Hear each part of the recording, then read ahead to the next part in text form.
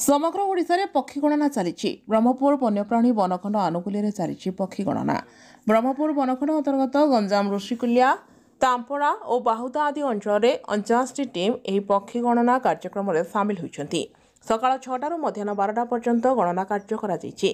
गणनाकारी team रे जड़े जड़े पक्षी विशारद 3 ରୁ 5 जन पक्षी विशेषज्ञ और गाइड रही। तेज आज ऋषिकुलिया नदीर विभिन्न स्थान में पक्षी गणना कार्य करा वन विभाग पक्षर कहुई मिड विंटर वाटरफॉल सेंसस 2025 पाई पूरे डिवीजन रे हमरो 49 टा सेंसस यूनिट हमरो ऑलरेडी अच्छी सेंसस ईच सेंसस यूनिट रे हमरो गोटे गोटे टीम मेंबर रखा है और सेमान को असिस्ट करिया पे हमरो अदर मेंबर्स भी अच्छंती।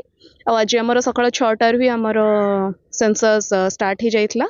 आमर आपण पोटेंशियल वाटर बॉडीज एठी होची हमरो आपनकर तंपरा वेटलैंड जो अच्छी तंपरा लेक और ऋषिकुलिया रिवर बाहुदा रिवर एठी भी मध्य बहुत प्रजातिर पक्षी हमको देखा मिली। आम ऋषिकुलिया रिवर रे मु पर्सनली जॉइन करथि आज आसिक आठी आमर आपण बार हेडेड गूस बहुत संख्यार देखा मिलते से टैग्ड बर्ड मध्य गोटे आम देखा पाइछु।